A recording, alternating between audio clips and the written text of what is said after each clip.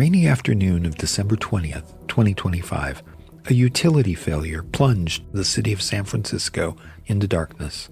Here's KTVU. This morning, and thousands are still without electricity in San Francisco. That is right, but some progress has been made. Power has been restored for about 9,000 PG&E customers since last night. The massive power outage started Saturday. At one point, about 1/3 of San Franciscans didn't have power. BART trains couldn't run through some San Francisco stations. Waymo suspended its services, and cars were stuck in traffic because streetlights were out. PG&E says a fire at a Mission Street substation is the cause. More than 60,000 residents and businesses lost power. There were traffic jams as drivers struggled to figure out how to navigate the dark intersections full of cars. It was challenging as a human. Imagine how it was for an autonomous vehicle. Here's ABC News. The outage created driving chaos on the streets as traffic lights were down throughout the city, and Waymo's self-driving cars were put on pause by the company after the autonomous vehicles were baffled by the lack of traffic lights, getting stuck at intersections and causing traffic jams. And here's ABC Bay Area News. And the impacts widespread both inside and, of course, on the streets as well. The power outage reportedly disrupted Waymo service. Numerous people seeing cars and shared videos like this of the vehicles just stalled at intersections right in the middle, apparently confused because the traffic lights were out. Waymo later shared on its app that it had paused service with no word on when it would resume. I'm fortunate to live in a part of the world where it's common to see Waymos threading through the neighborhood streets, and now we have Amazon Zooks driving around as well. I've ridden in autonomous vehicles, and I support them. They're the safest drivers on the road. So what happened on the night of December 20th? As a human driver, when a traffic signal goes down, you revert to the rule of the right here in the United States, which means you treat every intersection as a four-way stop sign and yield to the driver to the right of you. I was driving in Golden Gate Park that afternoon, and cars with human drivers were stunned. What should have been a 10-minute drive turned into a 40-minute drive as not one, but 3 intersections lost their traffic lights. Cars slowly navigated these intersections, but of course, humans being humans, the cars went at various times. Stuck in the middle was a Waymo. Understand that Waymos follow the rules, which in this case, at any stop sign, means that it waits for 3 seconds before proceeding cautiously through the intersection. That's how it's supposed to work. But humans sitting in traffic for up to 40 minutes didn't count 3 seconds and didn't necessarily yield to others. The poor Waymo was confused. Why weren't the other drivers behaving? All this does raise serious questions about the next steps for autonomous vehicles. Now that we have a number of them on the road, and we can start to see different scenarios playing out. In a moment, I'll return to my conversation with Dan Berte of Bitdefender, who is thinking ahead on this and other topics.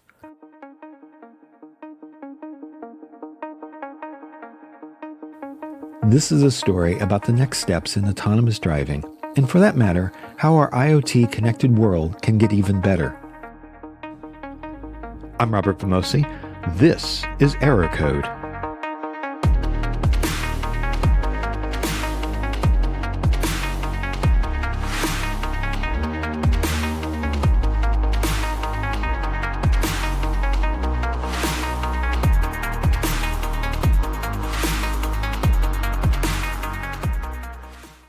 So my name is Dan Berte, and I am a Director of IT Security for Bitdefender. Bitdefender is a global cybersecurity company that's been around for a quarter of a century, known for the consumer products, but now spanning into the enterprise and IoT spaces, and just one of those old guys that are still acting like a startup 25 years later. I talked to Dan at Black Hat USA in August of 2025. The first part of that conversation can be found in episode 75, where we talked about IoT-based living off the land attacks and air-gapping solar systems. In a nutshell, living off the land means exploiting what's on the device already and not adding any code. The thing is, Dan is an incredibly interesting person, and he had several talks at Black Hat and DEF CON. Dan is also in San Francisco, so we both have autonomous vehicles at our doorsteps. I was fortunate to ride in some of their initial rides in San Francisco. There's an immense excitement to the kid in me to experience self-driving vehicles. And I've talked to friends, I've spoken to friends over, who visited San Francisco, visited me there, and we're gonna ride into a Waymo now because Waymo's still operating. And they're like, I would never get into that car, and I would, whatever reason. I'm not saying they're any sort of fundamentalist. However, I think there's some sort of a, fear of lack of understanding of how anything works. It's like the fear of flight is, I don't understand how the planes up in the air, so I have a fear. I personally don't, but I understand whoever does. And so going back, I think a lot of people have told me, oh, I would never ride into a Waymo. But what I've noticed is as soon as everybody gets into the ride and we go past a couple of blocks or traffic lights, we carry on the old conversation about whatever else we were talking about, and they forget. Yeah. So it just becomes so normal so quickly. But however, being the kid that I am and the excitement that I have, having ridden in Cruise before they went away, prompted me, of course, to, like other researchers, to look into more, maybe into, how the systems work. And, of course, so we were looking through the white papers and the documentation that Cruise has made available.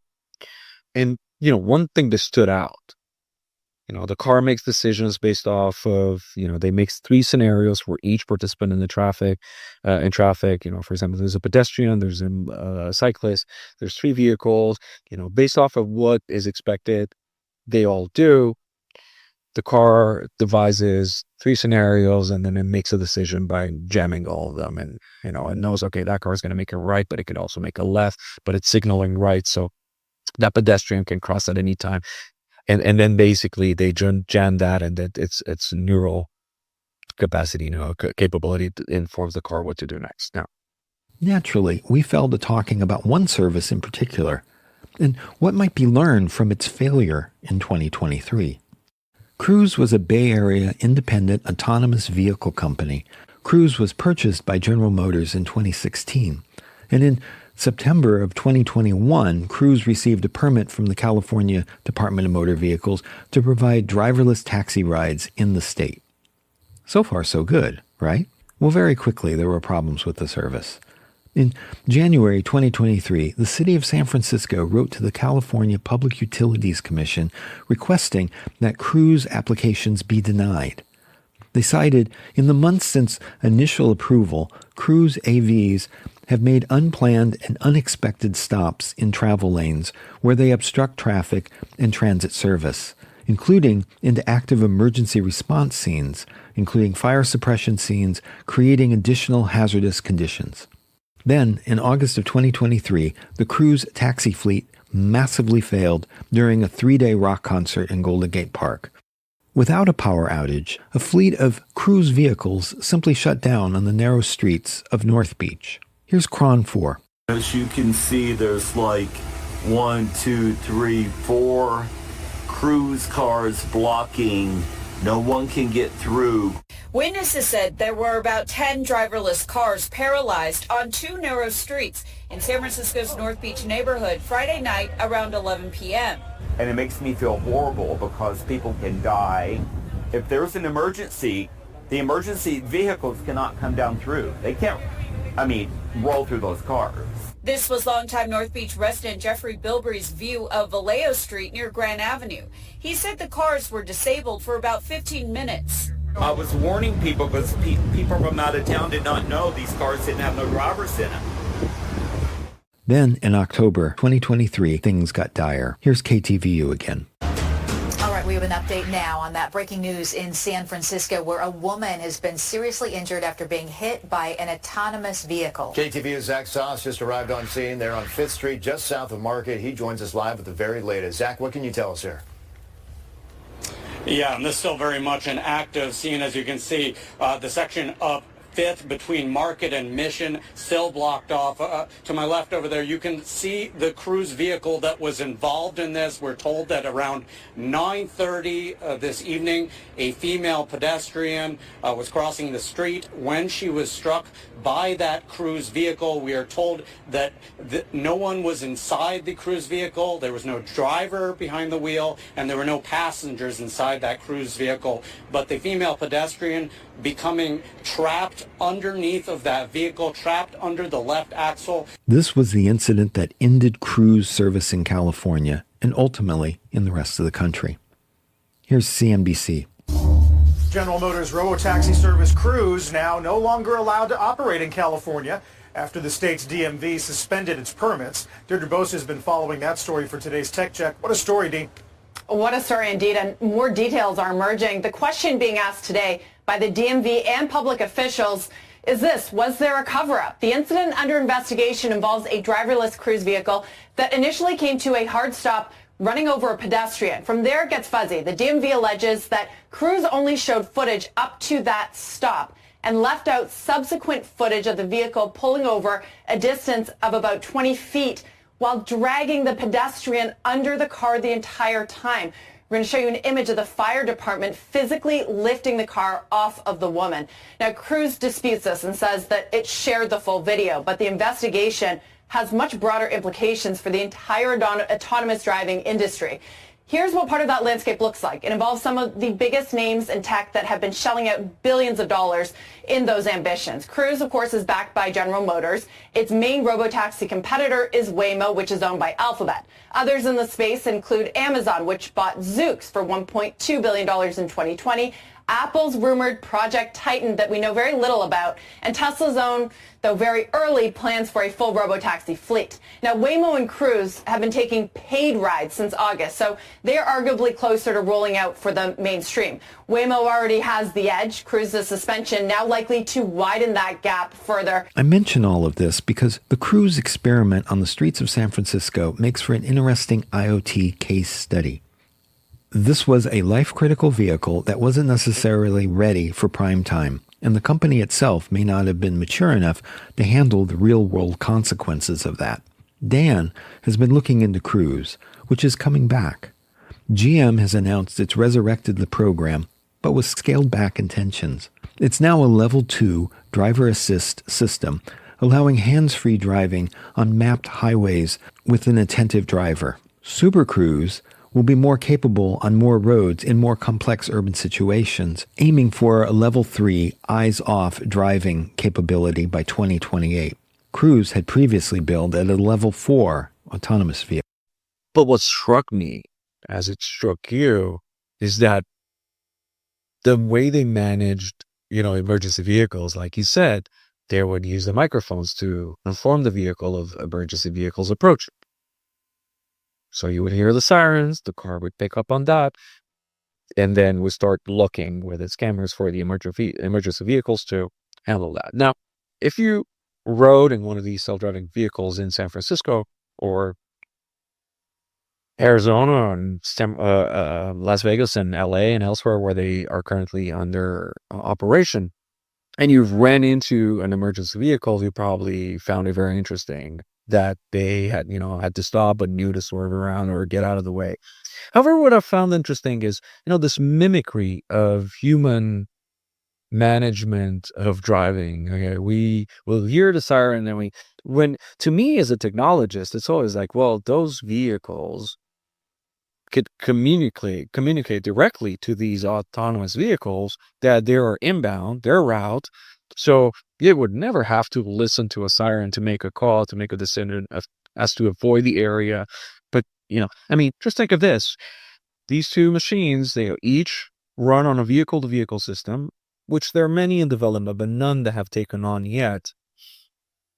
And then you would know exactly that the fire ladder is going to, 3 blocks down to the right of this particular building. And if your autonomous vehicle was going that way, it would just never need to be in the path of that emergency vehicle. It just get reroute and go completely around the roadblock that could create.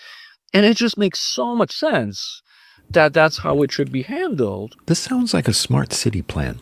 In other words, it's great to have autonomous vehicles, but perhaps we also need to have the infrastructure to support them. What Dan says about the vehicle knowing the route of an emergency vehicle and then rerouting to avoid the situation makes total sense.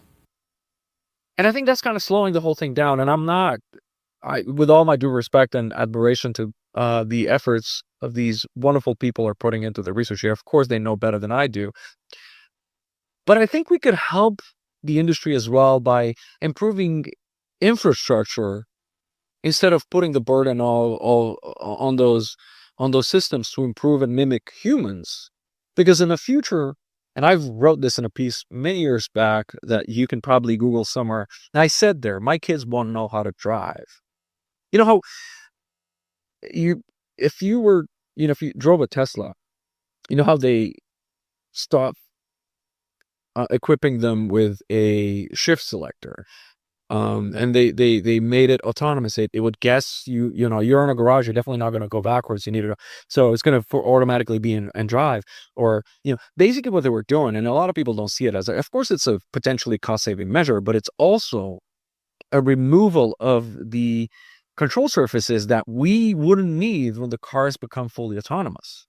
So when you get a shift lever gone, the steering wheel becomes a yoke and maybe just becomes a joystick. Maybe it's just a few buttons. So what we're being taught now, the cockpit, the instrument cluster gone could be a cost saving measure, sure, but it's also a sign that what we really want in our vehicles is to just hang around and watch a big screen akin to our living room.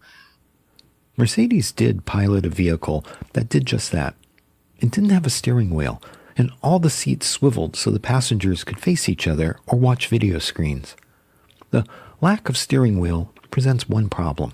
Most government agencies don't allow that. Humans have to be able to take control if necessary. And two, who wants to swivel around and have conversations while zooming through traffic? All of this is causing us to rethink the way we handle driving today. It might not be what we need for the future. We had, up until, the 80s maybe, we had two pilots, the captain, the first officer, and then a mechanic of the flight that had their own panels. And now that job's gone because we don't need a mechanic to check all the dials, right? See if the engines are working. So the same for cars. These gauges, they're not of interest because we're not driving anymore. So I was thinking a lot about this, and if we're not there yet, we will be. We will have to deal with a vehicle-to-vehicle system that's probably going to start in an environment where it makes sense, in fleets, semis, emergency vehicles, and so on and so forth, that can be standardized. And then that's going to spill into consumer vehicles as well. And they'll be able to coordinate, and they'll be able, and we've just like we read about, being able to do a 3G call, and then maybe 10 years later, it was reality. It wasn't interesting anymore. It will happen. It's coming. There's multiple systems being worked on. But however, what I'm saying is, I don't want us to be taken by surprise as researchers when these things are available and deployed. And they're going to bring a whole host of new risks from a cybersecurity standpoint as well.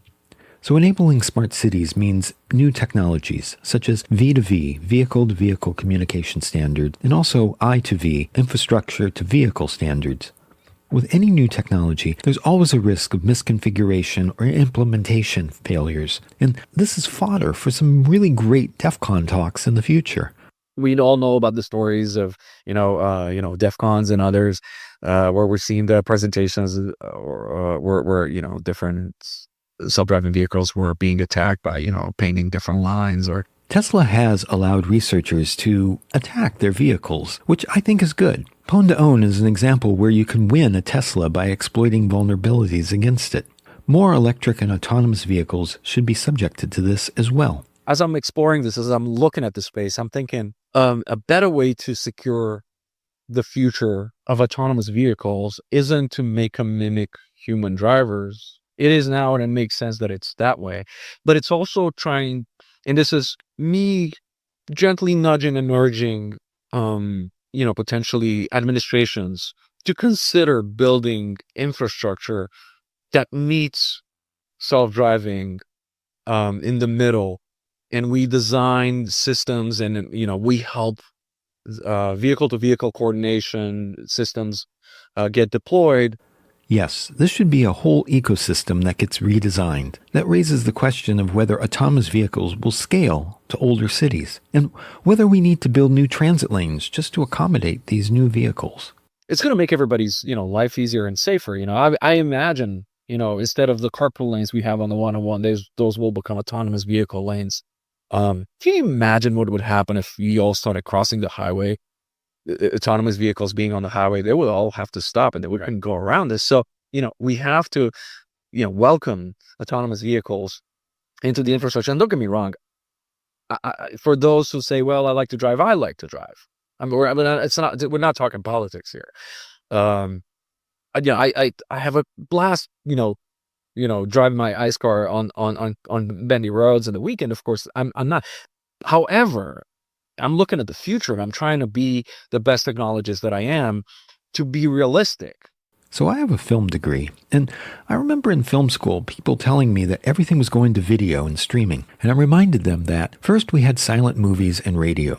Then we had sound pictures and television. And then we had VHS tapes. And then we had on-demand streaming. Well, guess what? You can still go to the movies. And some of the streaming TV shows air weekly, just like the old broadcast TV shows. Just because something new has come along doesn't mean that it's bad or that it will completely eliminate something else. My dad loved riding a horse, and I don't know how to. And that's fine. Driving is not a skill that humans need to have. It's just something, honestly, if cars were gone, can we use those skills for anything else? Right? Steering and all these are invented for that specific task. So those things are going to be gone. It's not a skill that we have to hold on to. So anyway, it's food for thought. But again, as we're seeing, the new autonomous vehicles trying to cohabitate in our urban environment, it's just a reminder every day for me to try to stay ahead of the curve and be there where the puck is going, with the technologies that are coming that are going to make these systems coordinate with existing, let's call them legacy vehicles in the future, but also, from an OT standpoint and an IoT standpoint, these will have to coordinate as well, potentially, with more wearables and stuff with pedestrians and cyclists as well. And that, I'm sure, will be the topic of another podcast with Dan in the future. I'd like to thank Dan for coming on the show and giving me additional time at Black Hat USA to look forward to the future. Hey, if you're enjoying Error Code, tell a friend. I'm sure there are other people out there who like narrative information security podcasts. And I'd really like to hear from you. Go to errorcodepodcast.com to get more details. And tell me what you like, and even what you don't. I've got some great episodes coming up. We'll have more on Volt Typhoon, Salt Typhoon, and hacking utilities supply chains. Subscribe today. I don't want you to miss out.